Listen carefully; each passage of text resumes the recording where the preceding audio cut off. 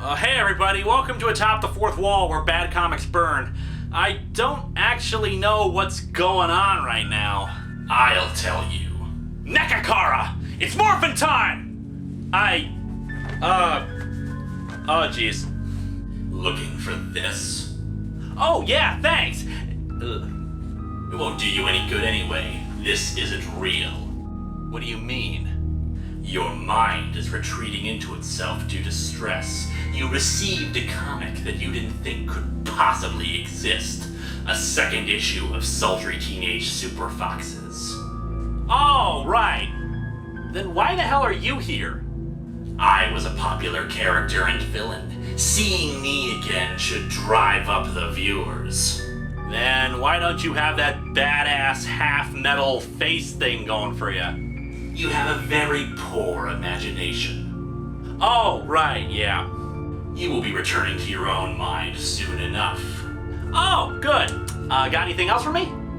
Oh, yes. All that he sees, he conquers. What the hell does that mean? Yeah! So it was all a dream. They didn't really make a second issue of it.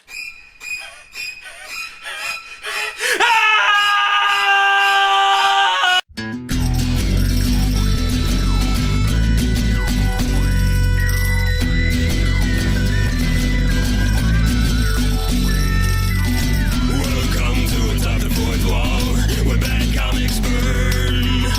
Linkara's gonna teach you all a lesson you won't learn. Brodsky, you're not the smartest. Life out, you're not an artist. Anyone who's had a bad comic published, it could be your turn. Linkara, he is a man, punch, wears a birdie hat. Linkara, he has a magic gun. Where'd he purchase that? Linkara, coins, robots, Amazon and trucks. Linkara,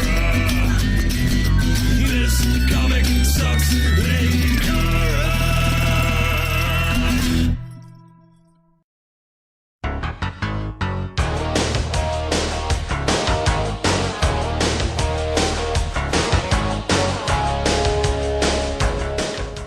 Okay, let's catch up any newcomers we have. A year ago, in honor of Women's History Month, I reviewed a black and white comic from the 1980s called Sultry Teenage Super Foxes #1, gleefully destroying something so blatantly sexist and idiotic. It was created by Solson Publications, a company created and owned by Gary Brodsky, who is on my list of truly despicable people due to his obsession with writing books about seducing, dominating, and generally being a prick to women. He fits right alongside other despicable names associated tangentially to the industry, like Rick Olney, liar, thief, and withholder of money from starving children. And no, I'm not kidding about that. Or just the occasional company that thinks that paying artists and writers who do work for their company should be optional. Anyway, going on a tangent, sorry. Point is, Solson was a crappy company, much like most of the black and white comic companies of the 80s. The rise of comic book stores and the growing popularity of a few independent black and white comics like Teenage Mutant Ninja Turtles meant that people were trying to cash in, even if they barely had talent or just had the stupidest books ever, like, oh, I don't know, how about a book with 4 teenage girls who live on an Air Force base who decide to subject themselves to an alchemy machine to get superpowers so they can impress boys? Though the real question we must ask ourselves, can the second issue surpass an alchemy machine that turns dog poop into gold? Well, let's dig into Sultry Teenage Super Foxes #2 and find out. Much as I loathe saying it, this is actually a decent cover. One of the Super Foxes, is that like being Superfly, is cornered by 3 menacing women, one of whom apparently doesn't realize that you don't look into the camera. I'm guessing she got into this mess because she's pretty much blind, what with the soulless white voids that are her eyes.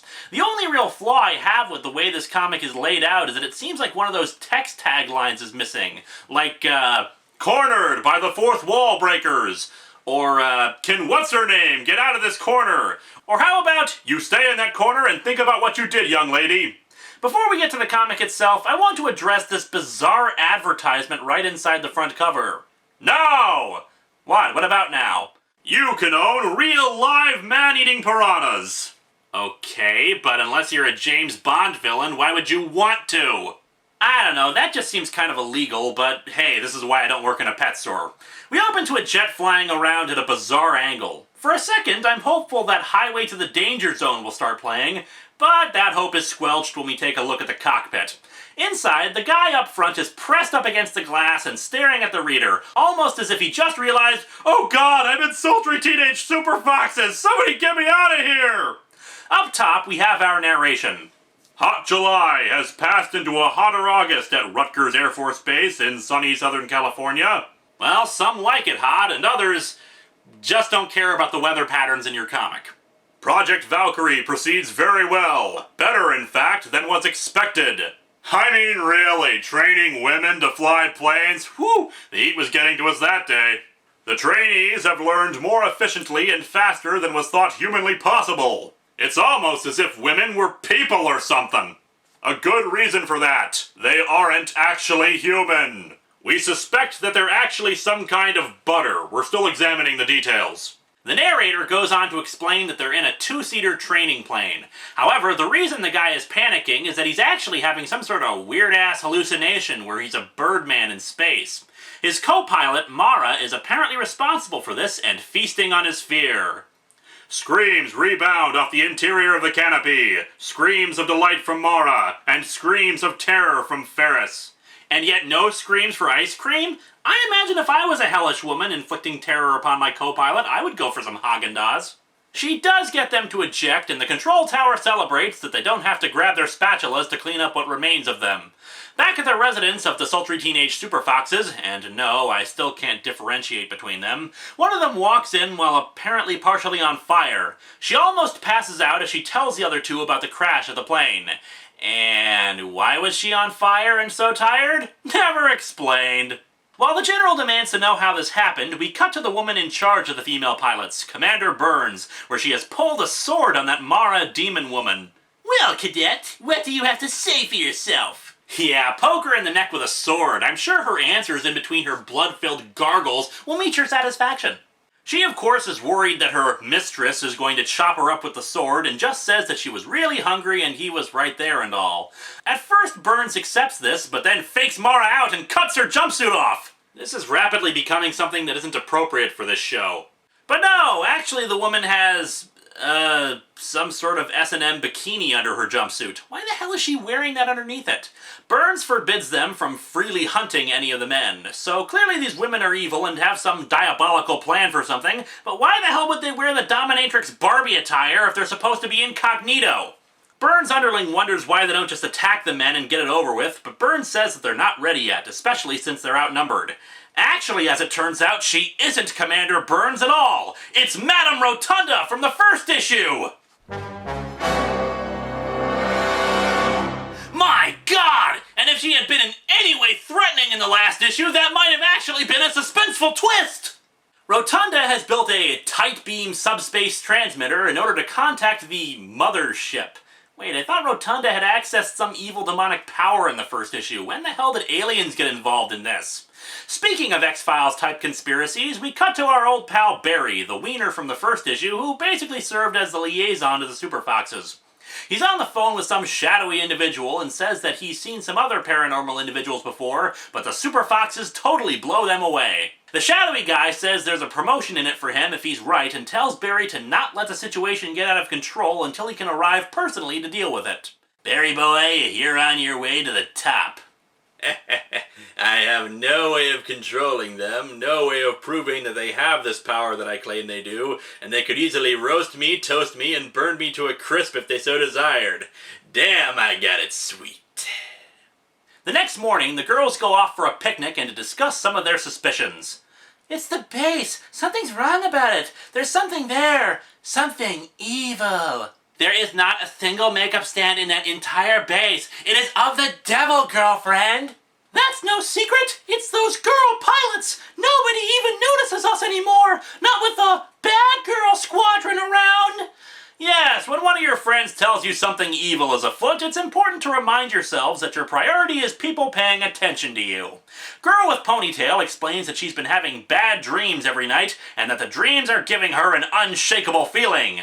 I think they're vampires! Naturally, two of the girls laugh out loud at the suggestion. And why wouldn't they? After all, it's not like they sparkle or are creepy stalkers like real vampires. Amelia, are you serious? I mean, just because of some bad dreams you start believing in vampires? I mean, for sure. Why would anyone believe in anything supernatural or out of the ordinary? It's not like anything strange has happened to us, like developing superpowers thanks to an alchemy machine or anything. Wait.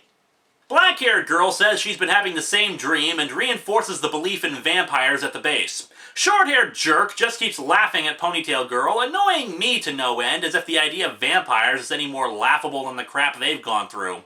However, 80s hair girl and short-haired jerk just can't believe that there are really vampires on the base unless they get some proof. Then we'll have to get some proof. Somehow. Man, this is the worst episode of Law & Order ever. Meanwhile, Rotunda visits a local observatory and is given a tour by the scientists. Now, the scientists, being the rock-stupid people that they are, give her the command codes for their radio telescope. She knocks the lead scientist out and wipes his memory with but a snap of the finger. I guess Rotunda is actually a rogue member of the Q Continuum. This creature is not what she appears to be. She's an imp, and where she goes, trouble always follows. She uses the telescope to contact, a giant space calzone. For a millennia it has waited, patiently circling Venus, waiting for the sound of its mistress's voice. Now the word is given. With strength and ease that belie the ship's age, it leaves Venus, its home for over 20,000 years, to visit Earth. Its friends just kept insisting that it take a vacation, but it was always obstinate. By the way, millennia is the plural form of millennium. Good grammar to use learn. The comic also needs to make up its mind if the thing has been there for 1,000 years or 20,000. There's a bit of a difference. The next day, 3 of the Super Foxes are in a lounge as they watch one of the vampire pilots flirting with one of the guys. When the 4th Super Fox enters, she tries to get the guy's attention, but he completely ignores her. She angrily starts to summon her firepower behind her back. Yes, our heroes, petty enough to want to use their incredible powers because boys don't pay attention to them. Later, she talks about how disappointed she is. I mean, I really thought he liked me. He was gonna show me how to fly and stuff. Now he's running around with some bimbo. Please let us not bring bimbos in time into this, one crappy black and white comic at a time. Don't worry about it, Jasmine. I mean, she's like totally shallow, you know? Yeah, not like you girls. You 4 all have such unique personalities and depth to you. I mean, one of you even has black hair. Poor Jasmine, she's losing hold of someone close. Poor Burton, he's just had coffee and donuts with a monster from another planet. Poor Linkara, having to read this tripe. I'm sorry, but there's a real problem with this book. It's boring. Say what you will about the first issue, and I've said an awful lot, but stuff actually happened in that one. It almost seemed to be reveling in its complete ludicrousness. This one is just mediocre and dull. I mean, my god, the main cast of any given Power Rangers series has more depth and character than these 4. I honestly cannot remember any of their names or what their powers are. Their personalities are interchangeable, and the only reason they look any different is because of their clothes and hair. Watching the planes at their base refuel would be more interesting than this.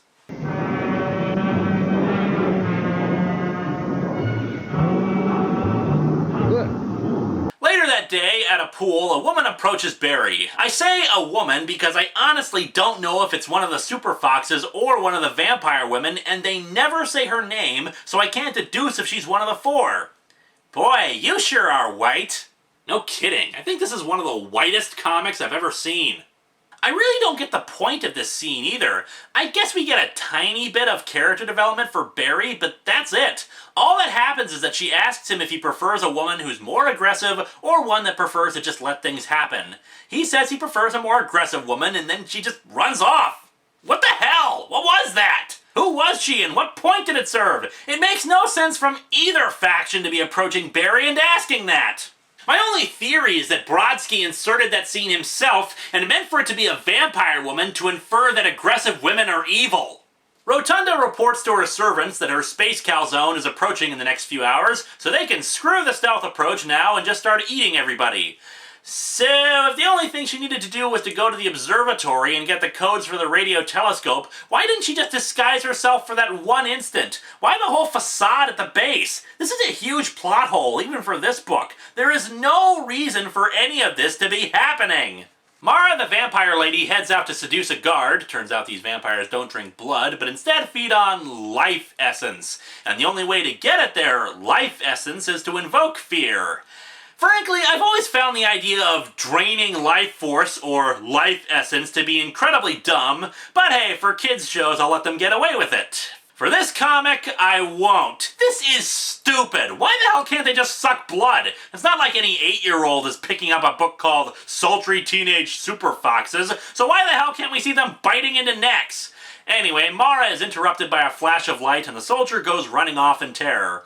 She goes into the guard post and finds one of the girls with a camera, having taken a picture of her in vamp face. Black-haired lady comes out of nowhere and punches Mara out. They head back to one of the other girls and show her the picture. Wow, that's one of the Valkyrie pilots, and oh my god, I want that hair! No, she realizes Mara's a vampire. They ask about Super Fox number 4 and realize that she went over to see that guy who she was saying hi to earlier. Oh my god!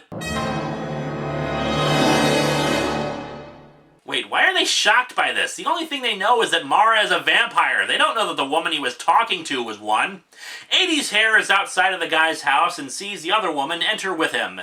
She's sad momentarily because he's chosen to be with her, but decides she's going to at least step in and say her piece. Alright, Bert, what do you have to say for yourself? Yeah, what an asshole! Going out with another woman even though you clearly established earlier that you weren't even dating and that he was just being nice to you, especially since you're not even 18 years old! Wait, what? She thinks that they went to the bedroom and heads to it. But in the bedroom, she finds something completely different! An interpretive dance party! And now for something completely different. No, it's one of the vampire women, who's now into mask and biker wear. Man, talk about a quick change artist. A second ago she was in a t-shirt and jeans. 80's hair won't stand for this and blasts her away with the power of the boob hole in her costume. 80's hair just keeps blasting away, forcing the vampire to retreat and send out a psychic call for help. I love how these vampires keep making up powers but never using them when they need to. Whatever happened to those illusion casting abilities we saw at the beginning? Why can they suddenly send out telepathic calls for help? Anyway, other vampires show up and overwhelm her. They keep piling on top of her, just grabbing on, and... well, I don't know what that's supposed to do to stop her. It's not like they're hitting her or anything, they're just grabbing her. She manages to force them back momentarily, but she's weakened by the attack. So cold! When they held me down, it was so cold! So her weakness is being hugged? The other Super Foxes arrive and aid their companion. Meanwhile, Rotunda makes contact with the space calzone and realizes there's a battle going on. Barry, having snooped outside her office, pulls a gun and demands an explanation. But is as effective as you can see here, getting his ass tossed out a window. Rotunda calls for a squadron of robots to come to evacuate them. The four have turned the tide of battle, but the robots come in and manage to evacuate the vampires, save for this one, who inexplicably sits down and asks, "Up?" Okay, what? Was that the last movie you saw? What the hell are you saying? Rotunda and the remaining vampires are grabbed by the robots and withdraw to the space calzone, apparently not worried about the lack of oxygen on the way up. The Super Foxes transform back, and so our comic ends with, predictably, 80's hair worried about the guy who she wasn't dating who was seeing another woman. Yo, what a scene, eh, kids? Why, yes, that scene did hurt. Be here in 60 days to find out just what those darn vampires are up to now. Plus, don't miss the unveiling of the super secret stealth fighter. All this and more. No! Less!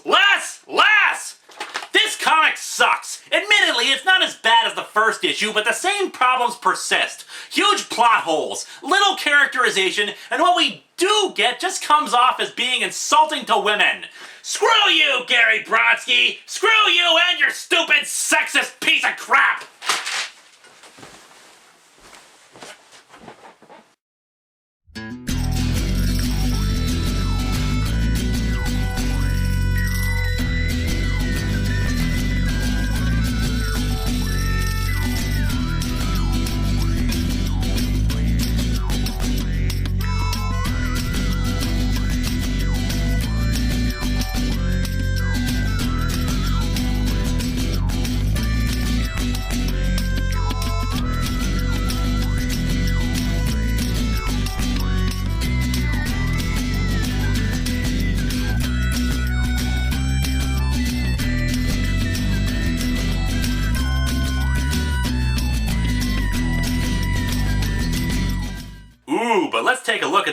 tiny advertisement for Sultry Teenage Super Foxes.